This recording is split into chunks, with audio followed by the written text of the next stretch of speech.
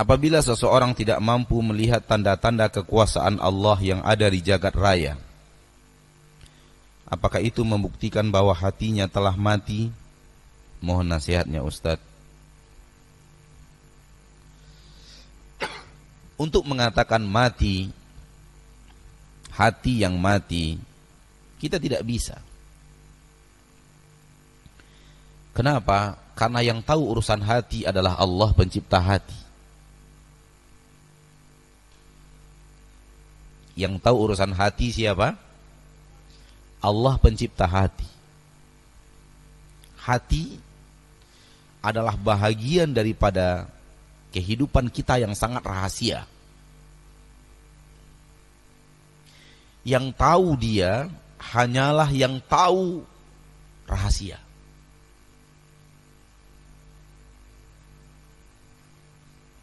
Hati adalah bahagian daripada hidup kita yang tak nampak. Dan yang tahu ini adalah yang tahu sesuatu yang tak kelihatan.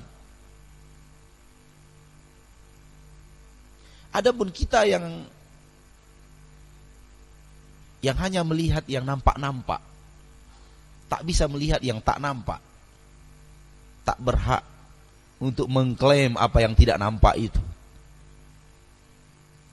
Dari hal ini dilarang kita untuk memastikan keadaan hati seseorang.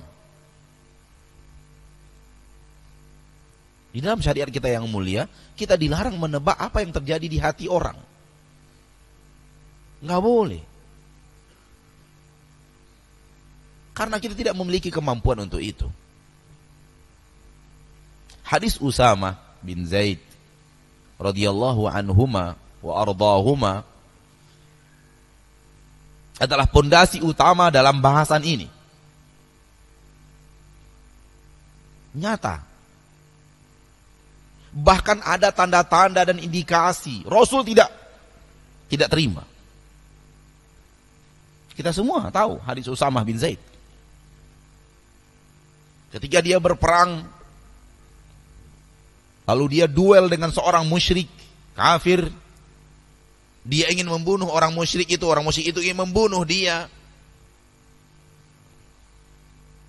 Sampai akhirnya orang kafir itu kalah.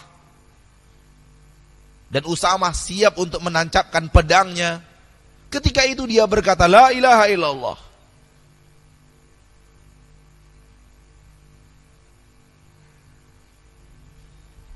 Apa yang terjadi pada Usamah?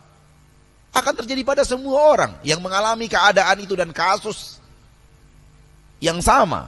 Ini orang tidak serius dalam la ilaha illallah. Tadi dia membunuh saya. Dia ingin membunuh saya. Cuman keduluan kalah dia dalam strategi berkelahi dan berduel, dia KO. Dan saatnya pedang akan menghujam di tubuhnya, baru dia ucapkan la ilaha illallah. Mungkin orang ini serius. Kalau dia serius nggak mungkin dia berperang. Dan itu yang terjadi pada diri Usamah bin Zaid. Menebak hati orang ini tak serius. Dan kalau pun kita yang berada di posisi yang sama, kita akan mengalami hal yang sama. Dan dengan alasan itu Usamah tetap menjalankan aksi jihadnya dan membunuh orang kafir itu. Tanda-tanda bahwa dia tidak serius. Tanda-tanda bahwa dia mengucapkan itu hanya ingin menyelamatkan diri sudah ada. Sudah nampak dengan jelas. Namun ketika mengadu kepada Rasul, Rasul marah. Sallallahu alaihi wasallam.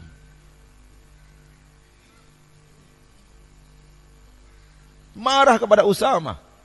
Seraya berkata, aqataltahu ba'da an qala la ilaha illallah. Engkau masih bunuh dia wahai Usamah, padahal dia sudah ucapkan la ilaha illallah.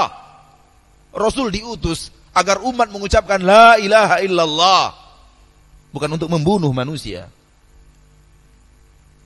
Seperti yang dikatakan oleh orang-orang kafir, dinisbatkan kepada Nabi kita tercinta Muhammad sallallahu alaihi wasallam, zuran wa buhtana, dusta atas Nabi Muhammad sallallahu alaihi wasallam. Nabi hanya ingin kita ini mengucapkan la ilaha illallah. Selamat dari neraka, masuk ke dalam surga.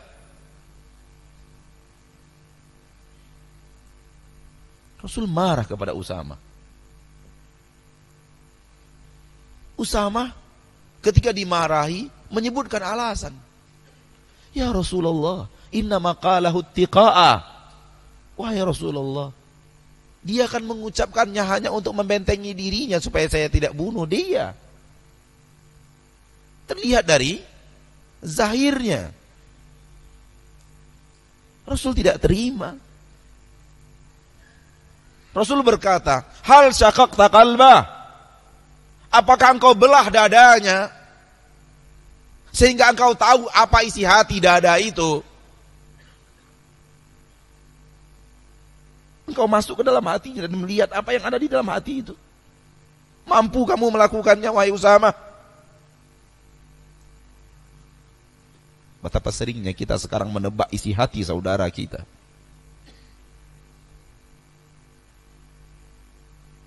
Dan mengklaim saudara kita ini begini, saudara kita ini begini, maunya begini, maunya begini. Siapa kita? Tuhan? Ya akhi, berdirilah di posisimu sebagai hamba yang tidak pernah tahu apa isi hati orang lain. Kalau ataupun terlihat tanda-tanda, jangan katakan itulah dia secara ilmu pasti. Katakan mungkin. Wallahu a'lam bihi.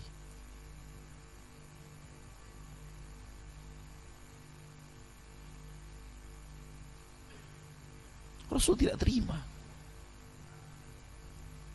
Karena tidak boleh. Tidak bolehnya manusia menebak apa isi hati orang lain. Hati itu hubungannya langsung kepada Allah.